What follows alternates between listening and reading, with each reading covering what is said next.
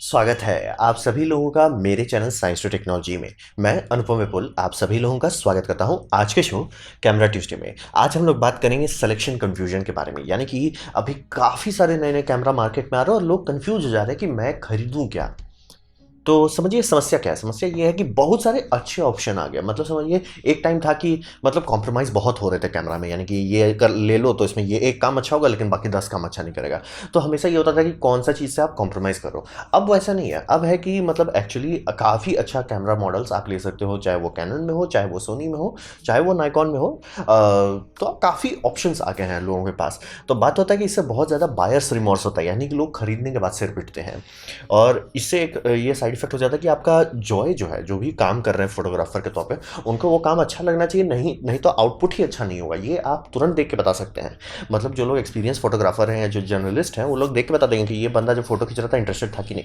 क्योंकि आप तो सोचते होंगे कि बहुत डिस्पैशनेट वर्क है, लेकिन पैशन लगता है इस वर्क में भी। आप अगर किसी कपल का फोटो ले रहे हैं और आपके अंदर में कहते हैं ना जो लाइक माइंड्स आई, अगर आप अच्छे नज़रिए से देख रहे हैं तभी आप उसका अच्छा अच्छा फोटो ला पाए, तभी आप उसका कंपोजिशन अच्छे से कर पाए, तभी उसकी कंपोजिटिंग अच्छी हो पाएगी। बहुत सा मतलब एक फील लगता है। It's half art form. मतलब सीधा नहीं कि देखे और क्लिक कर दिए। थोड़ा सा मेहनत लगता है। थोड़ा क्या भाई, सीधे फोटोग्राफर बोलेंगे भाई 1-2 घंटे का मेहनत लगता है एक एक शॉट के पीछे। तो आप समझ सकते हैं कि उसके लिए आपको थोड़ा सा मज़ा आना चाहिए, लेकिन वो मज़ा हट जाता है और एंग्जाइटी आ जाती है जब भी आपको लगता है अरे यार क्या मैंने सही कैमरा खरीदा कि नहीं। तो ये समस्या बहुत ज़्यादा है। और यहाँ पे ये एक साइकोलॉजिकल साइड इफेक्ट है जिसे हम लोग कहते हैं grass is always greener on the other side. यानी कि गाय के पास जितना भी आप घास दे दो वो नहीं कहेगी, जो नहीं दे रहे हो उसके पास मुंह मारने आ जाते हैं। ये इंसान के साथ भी होता है। ग्रास इज ऑलवेज ग्रीनर मतलब मेरे पास जो नहीं है। जैसे एग्जांपल ले लें कि मैंने कैनन 800 लिया है। हर मामले में ये सोनी का A6000 जो शिवेंद्र पांडे यानी मेरे एक फ्रेंड के पास है, उससे मतलब ऑलमोस्ट कई सारे मामले में बेटर। प्लस इसमें फ्लिप आउट है, मुझे फ्लिप आउट चाहिए था लेकिन उसमें क्लीन HDMI है। तो आप समझ सकते हैं मतलब थोड़ा सा तो उसमें भी कम रहा है, लेकिन हमेशा खुजली होती कि क्या वो ले लेते तो, या ये वो। आप समझ सकते हैं हमेशा एक वो होता है कि जिसके दूसरे के पास जो है वो ज़्यादा बेटर है। और हम सभी लोगों को, चाहे वो प्रोफेशनली फोटोग्राफर्स हों, चाहे वो हॉबीस्ट हों, चाहे वो मतलब जस्ट स्टार्टिंग हो रहे हों, इंथुजियास्ट हों, कुछ भी हो, सबको डील करना पड़ता है। तो ये समस्या बहुत गंभीर है। इसके लिए धैर्य से काम लेना पड़ता है। तो यहाँ पे सबसे पहला आपका फ़िल्टर होना चाहिए मनी, यानी आपका पैसा कितना लग रहा है। और यहाँ पे लोग कई बार थोड़ा गलती कर जाते हैं कि बहुत ज़्यादा पैसा लगा देते हैं। यानी कि मतलब जैसे उनकी सेविंग्स है, तो सेविंग्स पे कहा जाता है ना कि सेविंग्स कभी ऐसा मत खर्च करो कि सेविंग्स ज़ीरो हो जाए। कभी भी ऐसी आपकी सेविंग्स नहीं होना चाहिए ओ मेरे पास सेविंग्स मैंने जमा किया और उसको पूरा खत्म कर दिया। वो कभी नहीं होना चाहिए। आपका सेविंग्स में थोड़ा सा हमेशा बचा रहना चाहिए, तभी उसको सेविंग्स कहा जाएगा। ऐसा नहीं कीजिए कि मतलब आपने सेविंग्स पूरा पाइल अप किया, जैसे मान लीजिए 5 साल का सेविंग्स है और सीधा उड़ा डाले कि पूरा मतलब एकदम best of the best equipment ले लिए, वो थोड़ा ओवर एक्सपेंडिचर हो गया। तो वैसा कभी मत कीजिए। कारण क्योंकि ये कंज्यूमेबल है। यानी कि ये बात ज़रूर सही है कि पहले के टाइम में कैमरा बहुत लंबा चलता था। यानी कि जो 2010 में जो लोग खरीदते थे इक्विपमेंट, आराम से 2020 तक खींच सकते थे। लेकिन अब जो इक्विपमेंट बन रहा है वो ज़्यादा लंबा चलेगा ही नहीं, क्योंकि वो बहुत जल्दी आउटडेटेड हो जाएगा। यानी टेक्नोलॉजिकल ग्रोथ का रेट इतना स्पीड से भाग रहा है कि वो आउटडेटेड हो जाएगा। एग्जाम्पल के तौर पर देख लीजिए, फोटोग्राफी में भले उतना अंतर नहीं है, लेकिन वीडियोग्राफी का डिमांड भी बढ़ गया है और उसके टेक्नोलॉजिकल मतलब इनोवेशन सबसे क्लियरली दिखता है। क्योंकि आप तुरंत बता सकते हो ये HD है, ये 4K है, ये 4K हाई बिट रेट है, ये 4K रॉ है, ये 8K है, ये 8K रॉ है। तो आप समझ रहे बहुत अंतर आ रहा है। तो आप कितना भी अच्छा आज ले लीजिए, वो कल आउटडेटेड हो ही जाएगा। और यही कारण है मैं कि पर्सनल लाइफ में कभी भी महंगा स्मार्टफोन नहीं लेता हूँ। क्योंकि ये बात ज़रूर सही है कि जैसे मान लिया आज मैं 60 या 70 का स्मार्टफोन ले लेता हूँ, 60,000 तो मुझे चुभता है देख के कि भाई 60,000 का फ़ोन है।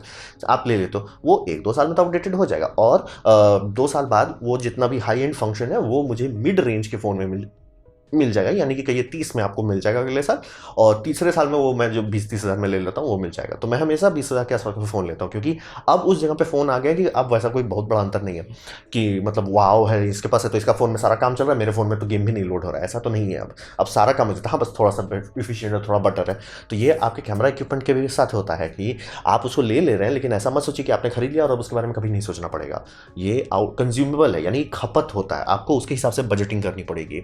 तो थोड़ा ठंड रखें, बहुत ज़्यादा पैसा मत खर्च कर दें। मतलब अगर आपका सेविंग्स अलाउ करता है, जैसे मान लीजिए कि एक हाई एंड लेने का, और आप सोच रहे हो कि यार हाई एंड लेते लंबे टाइम तक शांति रहेगा, वैसा मत करें। आप देखिए कि सेविंग्स पूरी खत्म नहीं हो जानी चाहिए।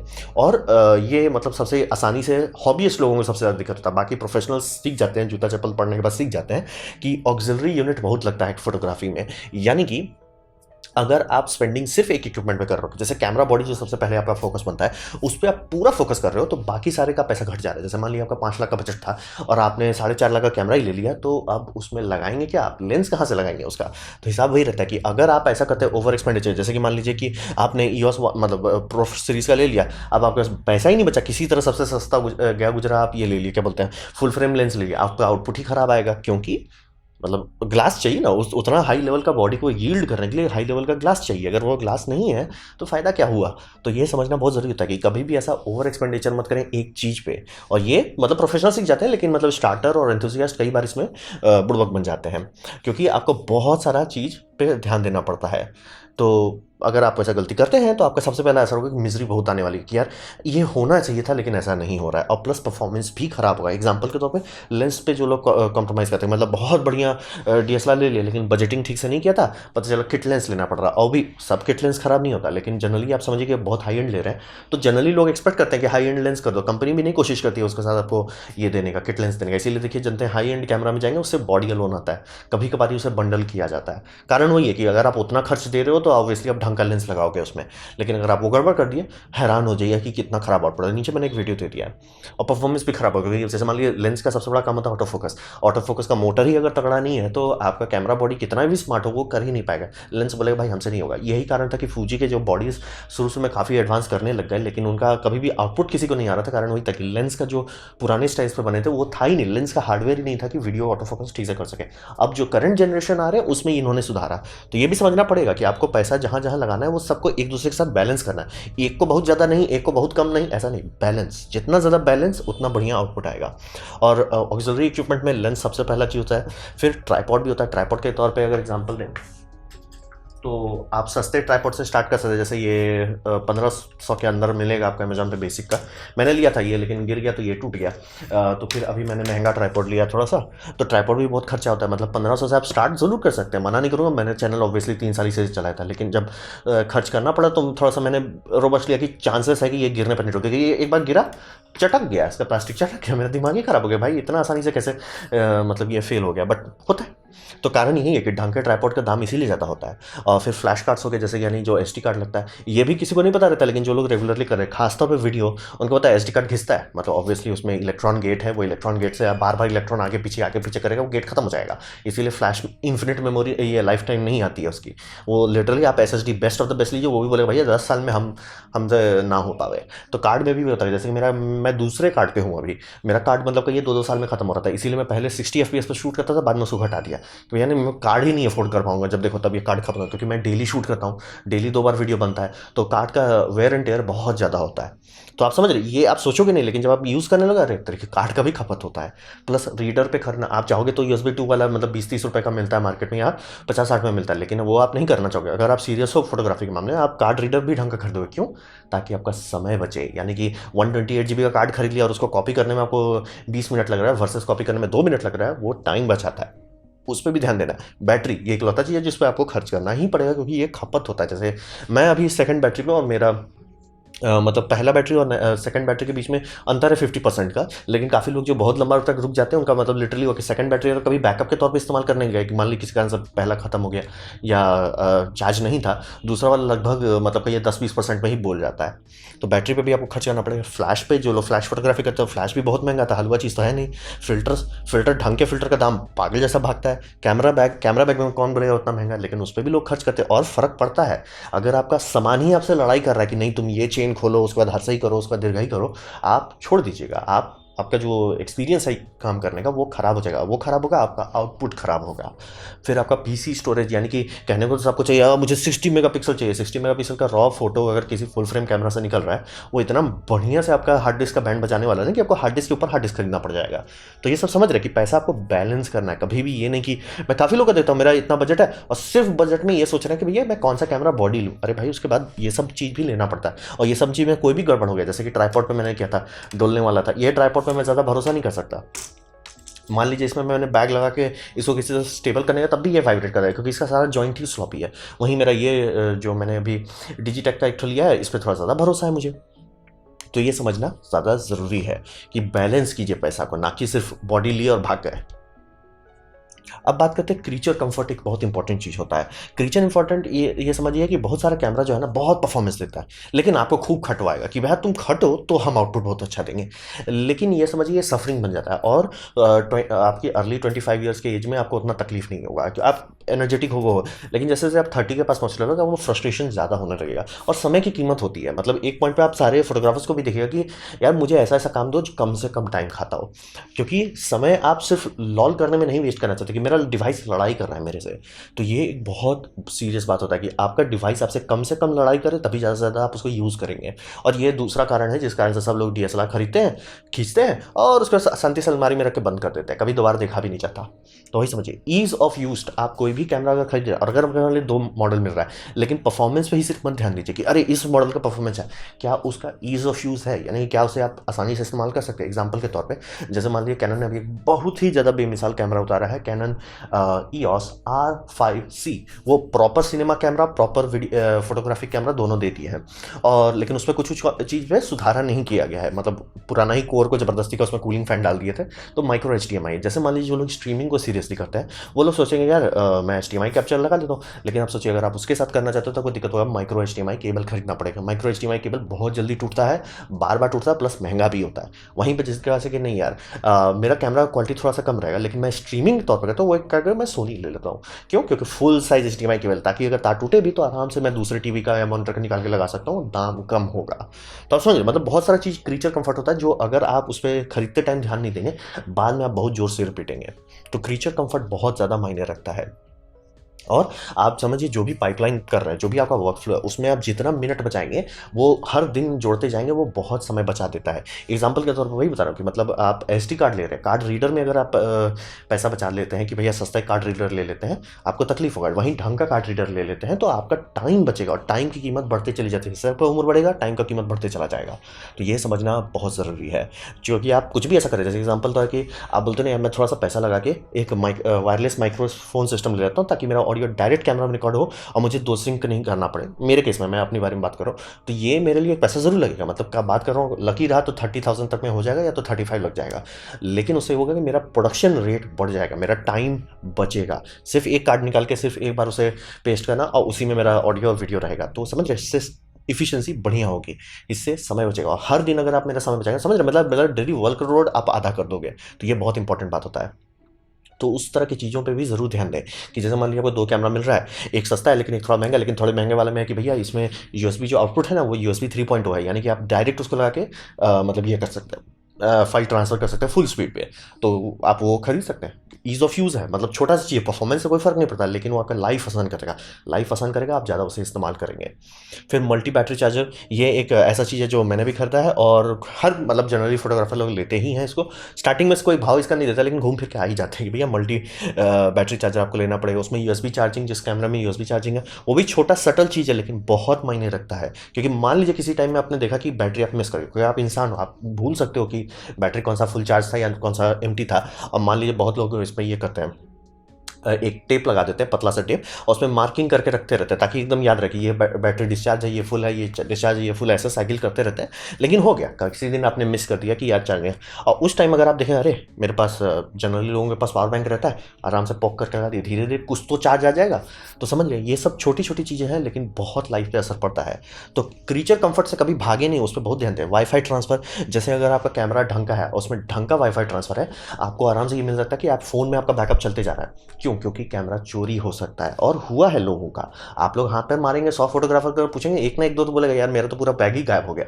ये होता है। तो उस सब केसेस में आप क्लाइंट को तो नहीं बोल सकते नहीं सर मेरा इक्विपमेंट चला गया, समझ रहे हैं, बहुत सीरियस बात है। तो वहाँ पे अगर आपका मान लीजिए उस टाइम आपका फ़ोन पे बैकअप आ रहा था, बल्ले बल्ले रहेगा। तो ये देखिए कि क्या आपका कैमरा अलाउ करता है रॉ फाइल को इधर से उधर ट्रांसफर करने का। अगर जनरली नहीं देता है तो जनरली आपको ये करना पड़ता है, NFT का NFT मैं बोल रहा हूँ FTP का सेटअप करके आप फाइल कर सकते हैं। स्लो होता है लेकिन कुछ तो रहेगा। और अगर रॉ फाइल है और उसे आप लाइट रूम का मोबाइल फ़ोन में रखते हैं, मोबाइल फ़ोन में एडिट करके ये कर सकते हैं, मतलब एक रफ आइडिया ला सकते हैं, फिर कंप्यूटर में बड़ा स्क्रीन में ढंग का डिस्प्ले में और रिफाइन कीजिए। तो समझिए ये सब बहुत छोटा छोटा चीज़ है लेकिन आपका लाइफ में जमीन आसमान करता जाएगा। क्विक ट्राइपॉड, यानी कि अगर ट्राइपॉड है उसी में आप हुलू कर रहे हैं, वो अच्छे ट्राइपॉड नहीं है, इसीलिए लोग खर्च करते हैं महंगे महंगे। मैनफ्रोडो के ट्राइपॉड सबसे 50-60 हज़ार के आते हैं, 3.5 लाख के तक आ जाते हैं। तो लोग खरीद क्यों रहे हैं? कारण वही है कि आपका इक्विपमेंट आपसे लड़ाई नहीं करे। आपका इक्विपमेंट होना चाहिए मैं संभाल लूंगा, आपको लोड नहीं ले। जैसे मैंने ये ट्राइपॉड लिया, मैं इस पर भरोसा नहीं करता हूँ, काम किया है लेकिन मतलब बोल रहे एक बार गिरा चकनाचूर हो गया, तो ये कौन सी बात हो गई? क्योंकि अब मान लीजिए कहीं बाहर जा रहे हैं, कहीं शादी में, कुछ भी हो सकता है, चीज़ गिरता है, ऐसा कोई चीज़ नहीं बना आज तक जो कभी गिरा ना हो, लेकिन भरोसा नहीं है अब मेरे को इस पर कि भाई ये तो गिरा ही चटक गया। अभी तो पहले एक बार मतलब जो हैंडल दिया था इसको ऊपर नीचे करने वाला, ये पहले एक बार टूटा, फिर दूसरी बार ये टूटा, एक एक करके चटकते जा रहा है, सिर्फ गिरने से टूट रहा है, ऐसा नहीं कि मैं पटक रहा हूँ, मतलब ऐसे है गिर गया टूट गया। फिर आपका जितना बैग जो है, बैग सस्ते बैग जो होते हैं बहुत हौच-पौच रहते हैं। महँगे बैग को ऐसा बनाया जाता है कि फटाफट उसमें सामान डालिए और फटाफट सामान निकालिए, उससे भी बचता है। फास्टर डेटा फ्लो, जैसे एग्जांपल तौर लें कि कार्ड रीडर अगर आप खरीद रहे हैं, तो सारे कार्ड रीडर एक जैसे नहीं होते। जैसे SanDisk का एक स्पेसिफिक कार्ड रीडर है जो उनके स्पेसिफिक कार्ड के लिए बनाया गया है, जो आपको 100 एमबीपीएस से 150 एमबीपीएस तक का रीड स्पीड देगा यूएचएस 1 कार्ड्स में। यूएचएस 2 में ज़्यादा स्पीड आता है, लेकिन अगर आप यूएचएस वो लेते हैं, यूएचएस 1 का कार्ड है और यूएचएस 1 कार्ड का हाई स्पीड वो लेते हैं, जो कि थोड़ा महंगा है, करीब करीब ये 3000 तक का आ जाता है, लेकिन उससे अगर आपका डेली का कॉपी का स्पीड बढ़ जाता है, वो इन्वेस्टमेंट वर्थ इट है। आपका डेटा फ्लो और क्रंच जो है ना, डेटा आ रहा है उसे फटाफट क्रंच कर रहे हैं, ये सब आपका टोटल टोटल इकोनॉमिकल बैलेंस में डिसाइड करता है कि कितना आसानी से आपका लाइफ चलेगा कि नहीं। और हॉबीस्ट इंथुजियास्ट उनको क्रीचर कंफर्ट नहीं दिए, शांति से वो कैमरा लेंगे, खींचेंगे और शांति से वो गायब हो जाएगा कैमरा। वो कैमरा तो था ही नहीं सर, वो तो सिर्फ अलमारी का वजन था, उसके सिवा उसका कोई काम ही नहीं था। तो ये समझना बेहद जरूरी है, क्रीचर कंफर्ट को कभी भी इग्नोर ना करें।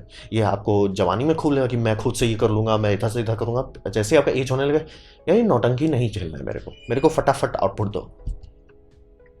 अब यहाँ पे बोलता है कि फिर भी बहुत सारे ऑप्शंस आएंगे और आप कुछ खरीदोगे और चांसेस है कि, क्योंकि इंसानी है, साइकोलॉजी है, तो हौच-पौच होगा। तो वहाँ पे आप क्या कर सकते हैं, तो आप हिसाब में बस ये अपने आप से पूछिए ठंडे दिमाग से, जब आप पे करने वाले हैं उससे 1 मिनट पहले पूछिए कि क्या जो आपके पास औजार है उससे बेटर औजार मिल रहा है कि नहीं। जैसे एग्जाम्पल लें कि मेरे पास है 800D, ये कैनन 800 जिसको आप देख रहे हैं, ये काफ़ी अच्छा काम किया, जिसके हिसाब से मैंने इसको मैंने खरीदा था एस्ट्रो फोटोग्राफी के लिए।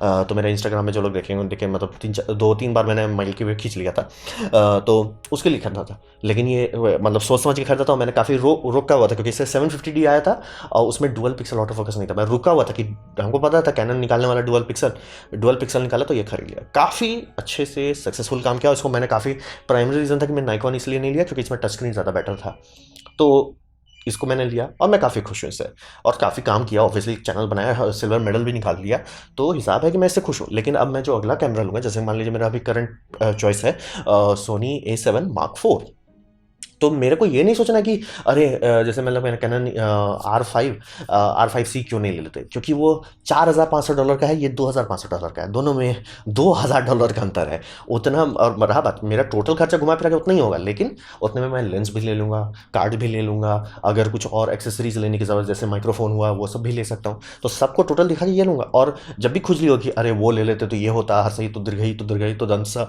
वो सब का नहीं लोड लेना। मुझे लगा क्या इससे बेटर है कि नहीं है, मतलब जो आपका पास्ट था, प्रेजेंट जो आप खरीदने वाला है, क्या उससे बेटर है कि नहीं, इससे ज़्यादा कुछ नहीं। आपको लुक बैक करना होगा, थोड़ा पीछे देखिए कि आप जिस इक्विपमेंट को रिटायर कर रहे हैं उस इक्विपमेंट से बेटर आ रहे हैं कि नहीं। इससे ज़्यादा आपको ना कुछ सोचना है ना समझना है। मेरे पास जो था उससे बेटर हुआ कि नहीं हुआ, उसके आगे पीछे आपको कुछ नहीं करना है।